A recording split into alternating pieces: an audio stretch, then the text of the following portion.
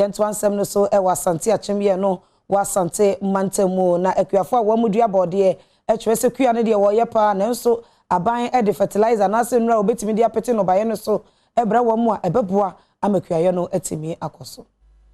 de one samo to aban no se afi sa wo ba won honom a enso anhyeda antoye ne senti ama won kua no ankoyi we yinto na this we dey nane se fertilizer aban echeche ma akuafo ahodo no sabre de wo sra aban pa se wo mre wo mu bi no mo nso ntimi mfandua bode na dache watimi ade bi akwa adwaman akese so akwa akonya sika ebra wo de nsemi tudwa akosie tiwa wo ye oba ahema wo da kua ano e wo honom e ka se esanse won bode enyini fe afi yinti no wo de ba adwaman so mpa yento ne senti e no aban se aban bebe mu bi body die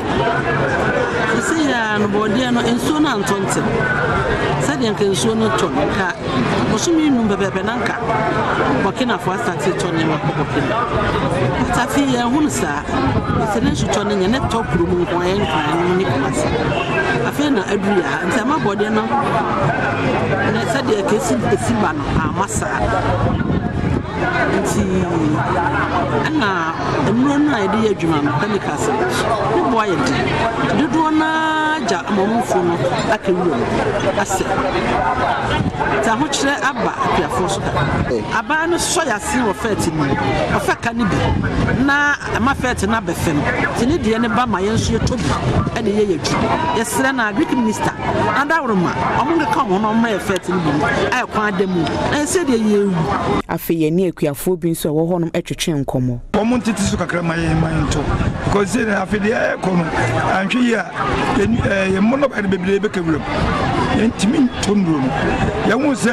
covid na be ha bin de ya hu se Ukraine for ni Russia ntokara ba nanso se agriculture so ya sia ne fo ni kewuram a omo tie krokasi no omba bobo to eduru no ba adaka ba ko 1.7 ne 8 million 10 million e ko so body am go de ba e jadi fonso manso e pen fofo esese yesese do ento kwa ne e say e jadi fo e hima kwa na ya utumi twitwa boy kakra ndesa dia nka bieni de obedon kwa